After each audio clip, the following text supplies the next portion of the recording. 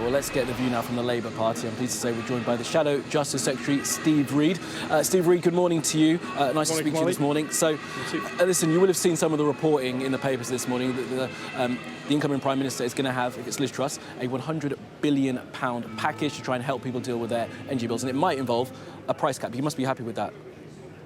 Well, it's the only source of an actual plan that we've heard so far is the Labour Party's fully costed plan to freeze energy prices so that we can spare families from the eye-watering, terrifying £5,000 or £5,500 increases in bills that are now anticipated by next April, despite the fact that Liz Truss and Rishi Sunak have been fighting each other like rats in a sack all the way through the summer.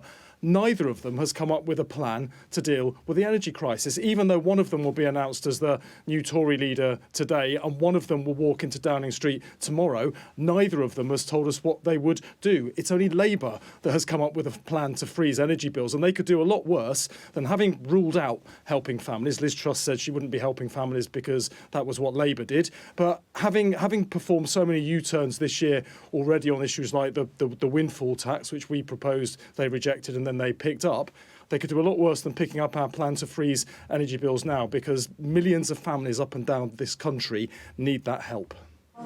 So it does sound like you do support the idea of making sure that there is enough money spent to try and help those who most need it this winter.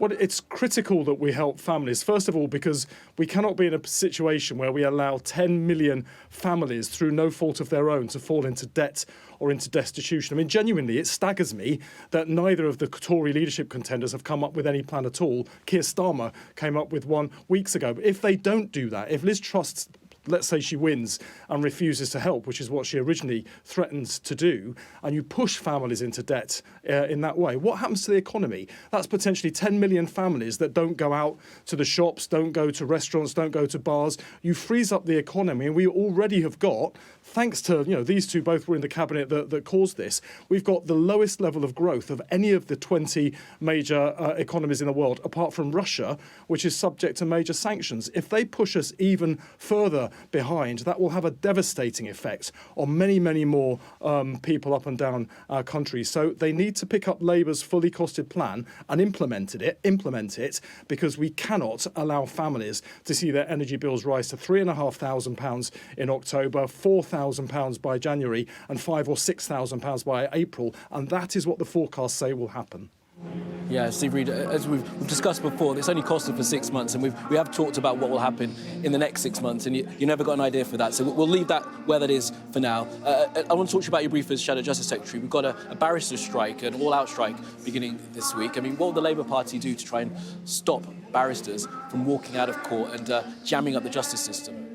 Well, first of all, the criminal justice system is already broken. Liz Truss, of course, used to be the Justice Secretary, and when she was Justice Secretary, she reduced the number of judges and sold off the courts, contributing to what became the biggest backlog of cases in our country's history, even before the pandemic hit. There are now 60,000 cases waiting in the courts to be heard. For a rape case now, you wait 3 years to come to trial, and that's if you're one of the 1.5% of reported rapes that ever gets to trial in the first place. So the criminal justice system is absolutely broken because of what the government's done. Now, nobody wants to see a strike, making that even worse. Barristers, with their gowns and their wigs, are not a naturally militant group of people. They've never gone on strike before, but they're striking because of the disarray in the justice, in the criminal justice system, and frankly, because the government went back on the commitments they made to properly fund legal aid, a piece of work that they commissioned and that was written by a conservative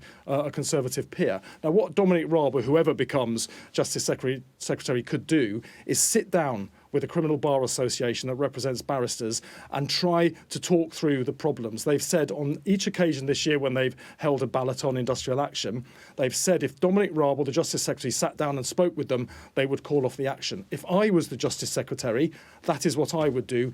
Frankly, we have a zombie government in so many respects, but one way that they can help with these strikes is simply to talk to the barristers and perhaps try to keep their word on the legal aid funding programme, which they first of all said in the House of Commons they would support, but then went back on. Okay, and finally then, Steve Reid, I mean, if the reporting is correct, and it seems to be pretty accurate, Liz Truss does win the leadership race and becomes our next Prime Minister, who she suggested to be in her cabinet looks like being one of the most diverse cabinets in history, and of course it will be the Conservative Party's third Prime Minister. The Labour Party haven't even had a female leader yet. You must be a little bit jealous of the way that the Conservative Party seems to have a diverse top team in place. Well, Kamali, we don't actually know who's won yet, let alone who would be in their cabinet. So that's a bit of speculation. But I'll tell you what really matters to the British people.